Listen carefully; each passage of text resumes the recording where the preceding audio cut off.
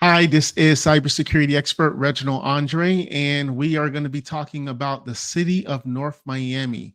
I mean, this story, guys, is just getting juicier and juicier. And I wanted to kind of use a segment from our friends at WPLG Channel 10 here locally in South Florida. And I wanted to kind of just go piece by piece on this segment and kind of just talk about you as a business owner, what you should be doing to make sure that if and when this happens to you, you have something prepared. And I also kind of wanted to dissect what was not done properly and what is not being done properly. Again, just so that you can learn from your business. And if you're watching this because you're a resident of Miami, you can also kind of just see some of the things that unfortunately have not been done when it comes to making sure that the city has a plan in case of a cyber attack. So I'm going to go ahead and share the screen. Again, thank you to our friends at WPLG Channel 10. And I'm going to hit the play button and let's talk about what's going on. Back open in North Miami today after a hack attack shut down all city systems, but operations are still not running as normal. Local 10's Glenna Milberg is live in North Miami with what she's learned about the hack. Glenna. Nicole, it was open today, City Hall, but not operating old school, really, because they have no computers. They have. Okay, so first thing is, it's been what 8 9 days now since they had this cyber incident, and they keep on calling it an incident, but it's a ransomware, folks. We're going to be showing you a screenshot of something soon, but it's a ransomware. They're using the word incident, and they're using this word incident because they don't want to scare the public. But the fact that your systems have been down since last Sunday, so about 8 9 days now, says that there's something bigger to the problem, and it's not just a incident as they're saying. No online. Today, we learned that the mayor was personally hacked his Gmail a month ago.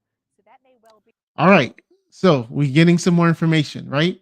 The mayor is saying that his Gmail was compromised a month ago. So that means that either the Gmail had no two-form factor authentication, or it could also mean that he had some type of compromise in the sense that maybe it did have two-form factor authentication, but then he clicked on yes and allowed the bad guys. Nevertheless, as we're talking about lessons learned for your business and what you should be doing, you should have protections on your systems for two-form factor authentication, where certain email accounts cannot be accessed unless it's from an approved device. So, for example, I can have my Gmail or I can have my business email, and let's just use the business email. And my business email, I have a rule that says unless it's my cell phone or my computer that I've already pre-registered, the email cannot be accessed from that account. So that would have 90% solved the problem. Two-form factor authentication, and just do some type of conditional access that says that the email could not be accessed unless it was approved, pre-approved device. And also, there should be an alert. You should also have an alert for your emails where if it is a new device and this email is being accessed on a new device, it will at least alert. So even if you don't want to do everything I just mentioned, but you just want to do a new device alert, that would have at least given you the opportunity. Because remember, according to what she just said, it was a month ago. So that means these hackers had a full month of them troving through. And don't think it's like a person going mail by mail. No, this is bots, this is AI, and they're reading through all of these emails to see what type of information is this, what type of information do they have, and what can they do to now further, get into this guy's systems and get into other people's accounts. So we're going to hit the play button again. Be the connection here. Meanwhile, fingers pointing at the city manager, who has not even given any city leaders any information, even today, 9 days later. All right. So 9 days later, and here we have your city manager not even giving the commissioners an update. What does that tell me? They don't know. They're still trying to figure it out. And when you're having these cyber attacks, I agree. You need to be closed mouth about certain things, but you also need to be able to communicate. You got to be able to communicate with your residents. You got to have a breach coach that is the person who's going to be the go-to person for the media. So that way the media doesn't start speculating. And then that way you can kind of put things to ease. So this tells me that there was a very limited plan as far as what would happen and who would communicate in case there was a cyber breach. This also tells me that most likely there was no plan. There was no plan. What happens if the city computers go down for 9 days? How do you communicate this with residents? We're going to be seeing some videos of residents coming into City Hall because they can't pay their bill, only to find out that they just drove or took the bus for 20, 30 minutes for no reason when they should have been alerted. Social media should have been alerted. How do you say that city services are back up and running, but then when people come pay the bills, they can only pay with cash, check, or money order? North Miami City Hall is back open, Man, this is my day off. I don't want to come in my day off to pay this. though it is not. So you see this guy, he just said it's his day off. I don't want to come into my day off to pay this. I took the day off to do this. It's my day off to do this. I don't want to have to come back. There should have been a procedure. And then now again, think about your business, because we don't want to play Monday morning back quarterback for the city of North Miami. But if you offer this type of services, you should have automatically sent out an email saying, look, we're going through, they probably can't even do it because they don't have the system. Anyways, put out an email, put out a alert through your emergency service saying that if you pay the city for any type of services, everything is going to be extended for 30 days. No late fees. Don't worry about it. Don't come to City Hall. Don't worry. We're not shutting down any water services.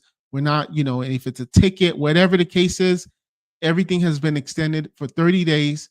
No with late fees. Don't worry about it. You would have made a lot of people happy because they can keep the money in their pocket a little longer, and you would have more importantly made them happier because now they don't have to go and get a money order or have to go get cash at the bank. Who carries cash these days, right? So you got to be able to have a plan to say, if our systems are down and people are paying us for a service and they can't pay us for the service the normal way, we have to extend that grace to say, all right, fine, it's our bad. Go ahead and not pay us for X amount of days. And as a business, you also have to now make sure that because you're not going to have this type of income, that you now have your reserves ready to be able to put this, take that kind of hit. Now with the city, it's government, so it's going to continue. But as a small business owner, think about it. Day number 9, and people can't pay you for the services that you're doing. You need to make sure you have the cash flow, because in a couple of weeks, your payroll may be looking a little tight. Business as usual. You're paying your water bill in cash. Still no computer access, no online services, only cash, check, or money orders. So I could see people having to bring their bill to say, this is the last bill I got, and this is how much I'm paying. I don't know if it's the right amount. I don't know if there's any other fees or anything like that, but I think this is it. And then them just giving them a piece of paper saying, thank you for the cash, here's your receipt, but they can't go online to see any updates or anything like that. No, unfortunately not. No credit. As the city figures No out credit. how to handle No credit. Why are you making the people go through this? Just put a sign on the door. Merry Christmas. If you owe a water bill between August the 1st, when this happened, or whatever the date when it happens, up until August the 30th, Merry Christmas. Come back in September. Just pay the whole bill. last week's apparent ransomware attack. The city manager, now 9 days later, has not revealed details even to her bosses on the commission. Elected officials have some of those same questions as well. They are finally meeting Tuesday. So 9 days later, your elected officials don't know. So now they're getting the brunt of the residents calling them, especially during election season. And now you have hundreds of residents probably calling them, complaining that they can't pay their bill. Am I going to get a late fee? What's happening over there? Is my information safe? What is this about the mayor's emails? What's going on? Everybody's calling. But had you just put out a statement of what you know so far, of what you can say so far, a lot of ease would have been done for these residents. Afternoon to learn more and confirm details we've been piecing together. In this open letter, Mayor Alix Desulme reveals his personal Gmail was compromised. All right, I want to go back to this personal letter because this is where it gets juicy. I don't know if she said we're going to put these pieces together, and let's read it real quick. So it says, "Dear North Miami neighbors, first and foremost, I want to express my deepest gratitude." All right. So last Sunday, our city administration informed me of serious cyber incident. Again, cyber incident. You got ransomware that affected the entire city and affected me personally. This incident, which targeted me as your mayor, resulted in unauthorized access to my personal Gmail accounts. Now, notice he said my personal Gmail accounts with a S, plural. As a result, sensitive personal information, including my passport details. Guys, don't ever keep your passport or anything important in your Gmail or your emails. That should be in a secure place because, as you can see, it's not safe. Bank statements. So you're emailing your bank statements to your accountant? No, you should be uploading securely your bank statements to your accountant. Credit cards. So you're paying your bills and you need someone to pay something, or maybe you have a vendor and now you're just entering your credit card numbers in plain email. That's not safe. Private images. All right, I'm going to sit on that one. I'll let you read between the lines. But guys and girls, if you have private images and you don't want the world to see, keeping them in your Gmail is not a safe place to do it. Or potentially compromise. No, there was compromise. It was compromise. You're not going to say all that just to say potentially compromise. These hackers, when they get this information, oh, they're going to use that to their advantage. And there was another news report, which if they don't mention it in this one, I'm gonna talk about it. But there's another news report that talks about these potentially compromised private images. So he continues to say, I want to emphasize that this violation involved my personal accounts, not those of the city of North Miami. While I have been briefed on the situation, although they just, well, what? So they briefed the mayor, but not the commissioners. I'm not sure about that. I mean, if you're going to brief the mayor, you might as well brief the commissioners, right? I have yet to see or be able to verify the extent of the information that was compromised. Well, the reason you probably can't verify the extent of the information is because you're using the Gmail account and there's so much information that they are even going to provide you as far as what information the bad guys got, what information, what emails. Because look, when these hackers come in, they're going to just copy and paste and download as much things as possible. And unfortunately, when you're using something like a Gmail account, that tells me that you now, when you use something like a Gmail account, there's very little auditing. Now, in this case, they got the FBI involved, so maybe Gmail is going to open up a little more. But for the average consumer, do not expect that. Do not expect that. He says, he continues to say, nevertheless, I have taken immediate steps to protect and secure my personal data. Well, no, what steps can you take to protect and secure your personal data when a few sentences ago you just said that your personal information has been or potentially compromised? No, it's out there. And guys, once it's out there in the dark web, that's it. Unless you paid a ransom, which technically the state of if you're a state agency, you're not allowed to.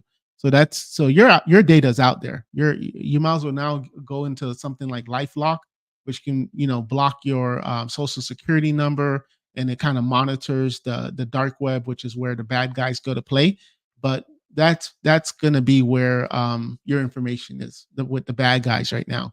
So he says, while I've been affected by this incident, I remain fully committed to serving our community with transparency and dedication. Although it's been 9 days and you haven't told your residents anything, you haven't told your residents if their information has been compromised. That's another scary part, because let's just say I'm a resident of North Miami and my information was compromised, right? Let's just say now the bad guys have my name, my email address, my home address. They have my water bill, something as simple as a water bill. Let's just say my water bill was $140 for the quarter. And now the bad guy has my name, my cell phone number, my email address. You know what the bad guy's going to do? They're going and they know that my water bill payment is $143 and I know my water bill is $143 and I also know that I can't pay the city of North Miami right now. The bad guys are going to quickly create a scheme to now send out mass texts and it's going to say, "Hey, Mr. Andre, from your address and the account number and the North Miami logo, you owe us $143. You may have seen on the news we were having some technical issues. Go ahead and use this link to pay the $143." And you know what's going to happen? Yeah, probably what, 30, 40, 50% of the people, half, right, are going to say, "Oh man, good. I've been needing to pay this water bill. I need to, all right, the city's having problems. Let me go ahead and use my phone and let me pay that water bill." And then you're going to put in the credit card number. You're going to put in the ACH information, which is really what they want. Credit card, that can be disputed. But when you put the account number, routing number, and all of that juicy information in there, oh, they're going to be able to do so much with that. So now you pay a $143 water bill. You think everything's okay. Boom. And then by the time the city gets up, let's say they get up by the end of August, now it's September. Now the accountants, they're reconciling the accounts. And then they're like, "Man, Mr. Andre, he didn't pay August. He didn't pay September."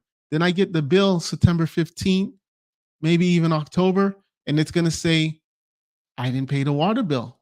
And now the city is going to have to deal with that.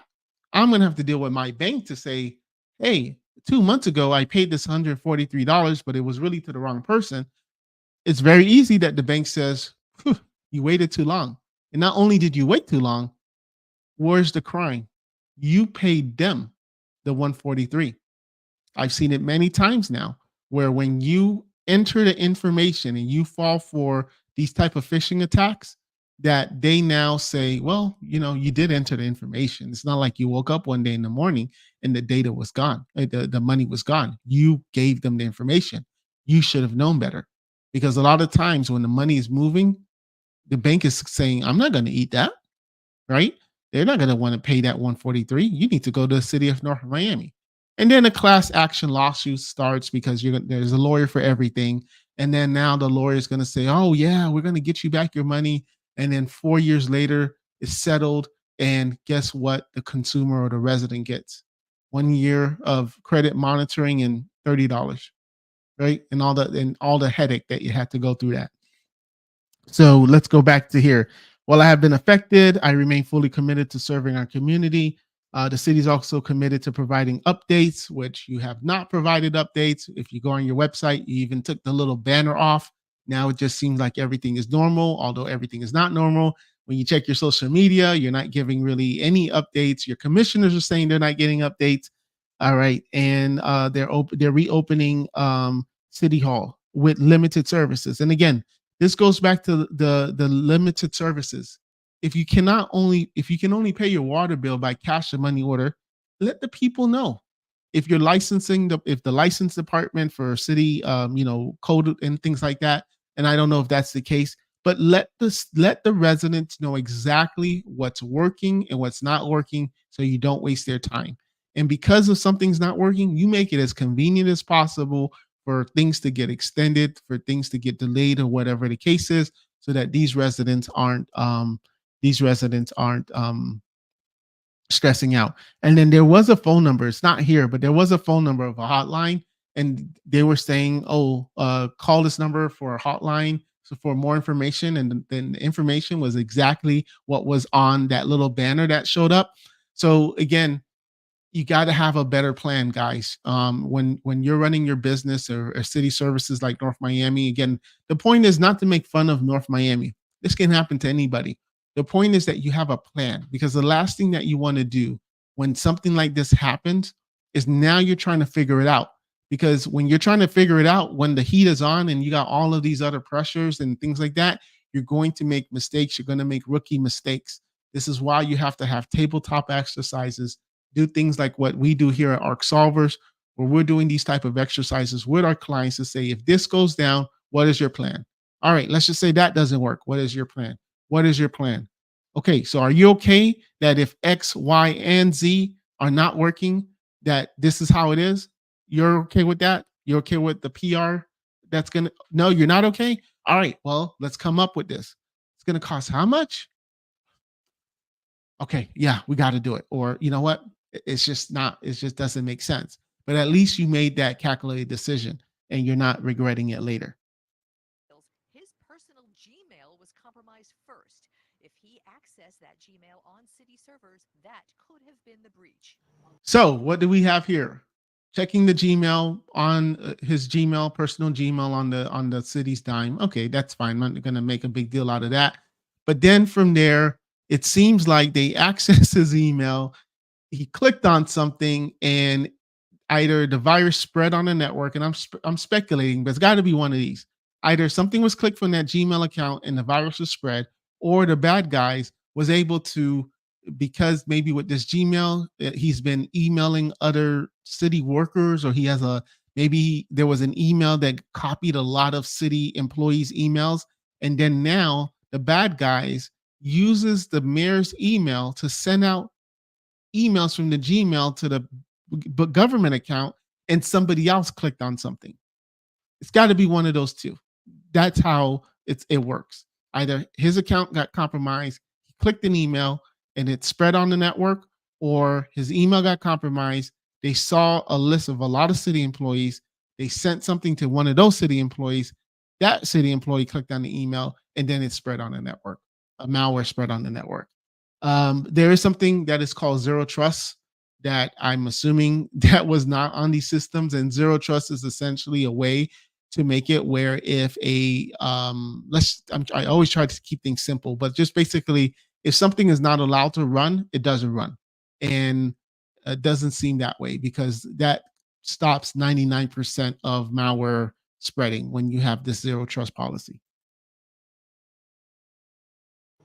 3 a.m. last Sunday, police reported an issue with dispatch. The city's IT guy came in and found why. Even today, police are using paper and walkie-talkies to keep up the same service. You know, I actually know somebody that happens to know somebody that works at the police department, but I didn't want to speculate and put rumors out there, but now that they're saying it, I guess it's okay for me to say. So let's hear this, right? Since last Sunday, the police officers have been using paper and pen and walkie-talkies. And he told me something like this too, but I didn't want to say it, and especially I didn't want to say it while being interviewed. So what this means is that if there is an emergency service right now, like in a modern day society, the dispatcher will send whatever the emergency is directly to the police officer on his laptop, his or her laptop, and then they will get a little message to say, "Hey, this is happening, and this is where you need to go."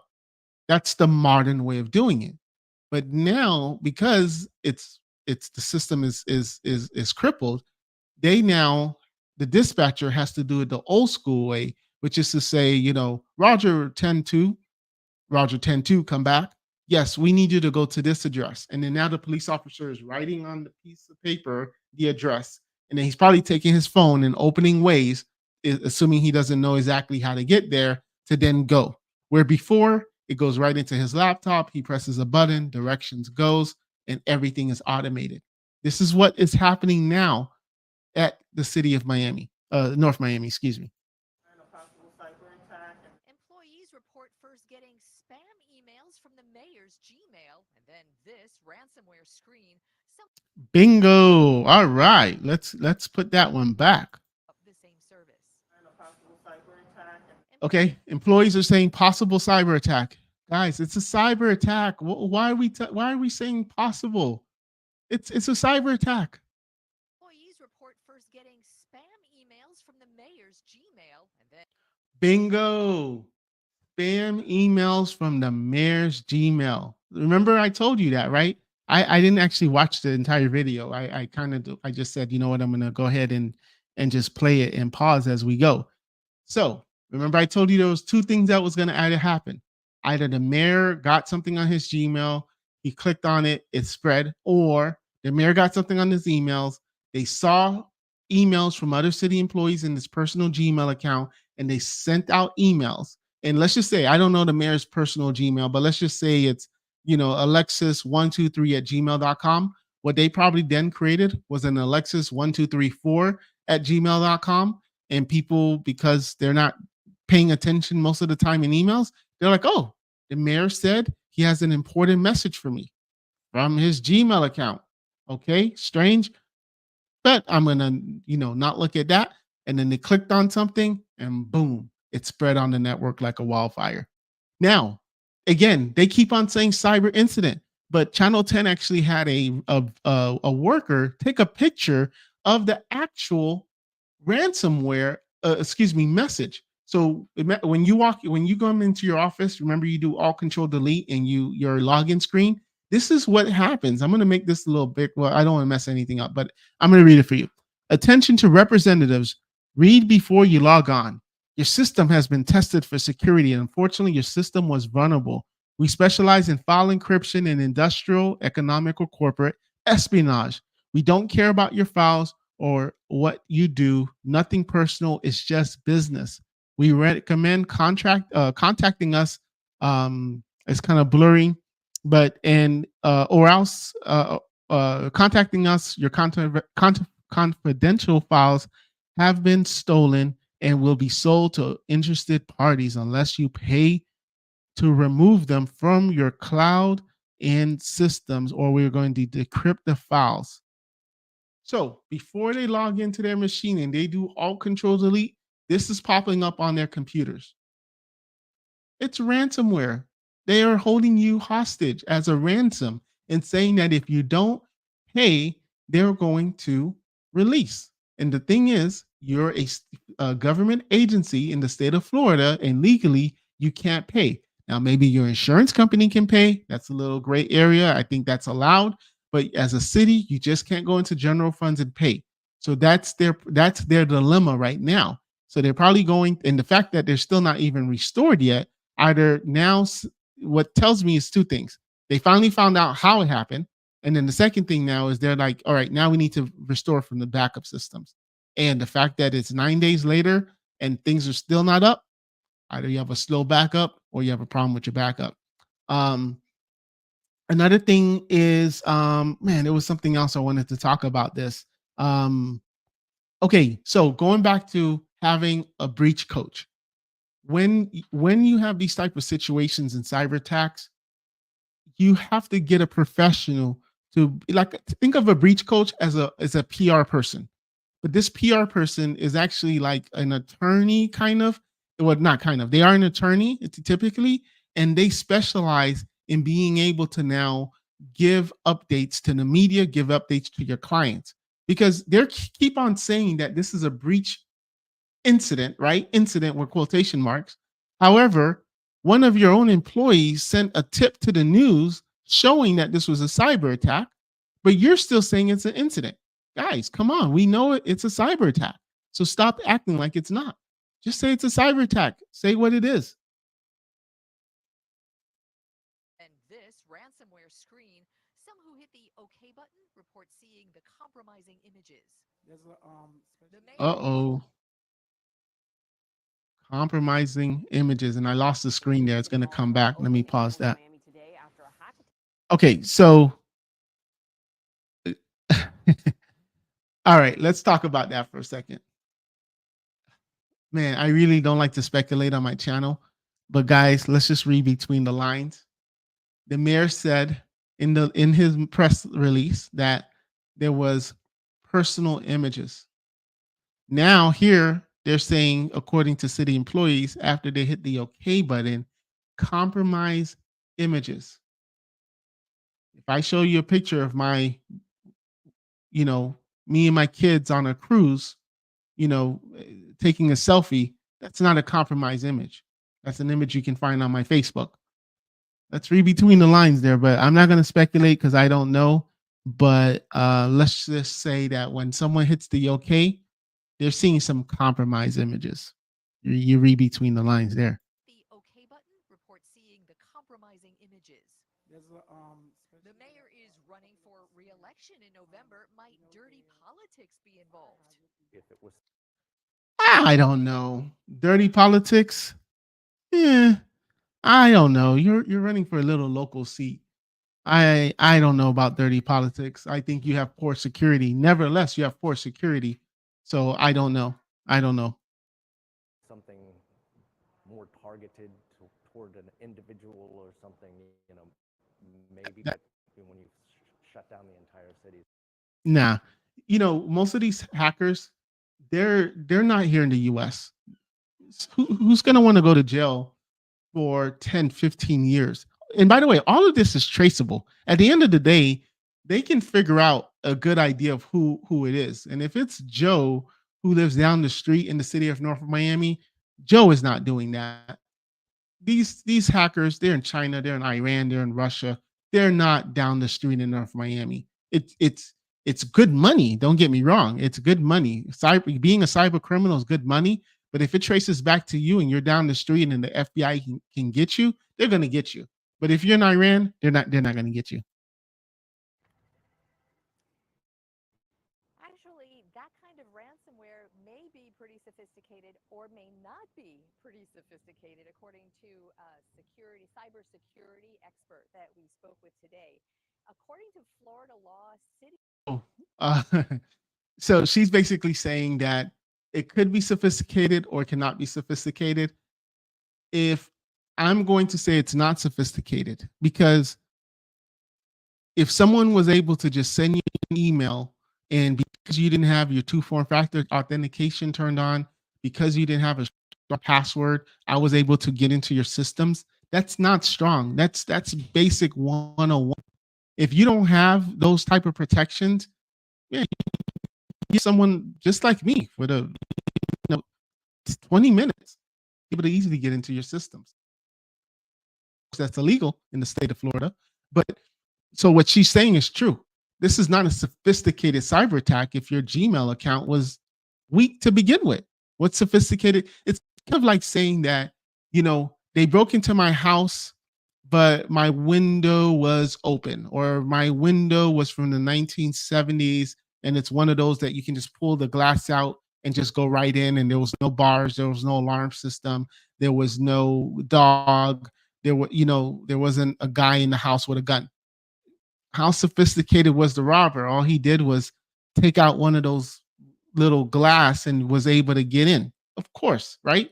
Now, if you say, hey, this is Fort Knox, and he was able to, like, bypass all the sensors and do some James Bond thing, okay, I'll give them credit. That's sophisticated.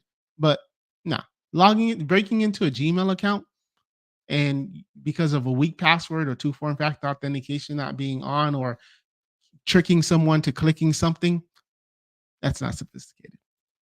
governments may not pay ransomware. Can the insurance company for the city pay it? That's one of the questions, among others, that city leaders hope to get answered in that meeting tomorrow. Yeah, and I mentioned that as well. So, state of Florida, government agencies, municipalities like the city of North Miami, they are not legally allowed to pay. Give you an example, even the Florida Department of Health about 3-4 weeks ago got cyber attack, and the ransomware says, look, we got people's HIV statuses. We got sensitive people with syphilis. We really don't want to do this, guys. Just pay up. We'll act like this never happened and we won't release the files. But because of the law that state of Florida has that they cannot pay for ransom, all of that information now is in the dark web.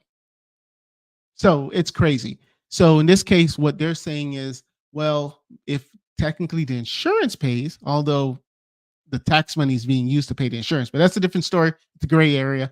But technically, if the insurance pays, then therefore they kind of like go around the law.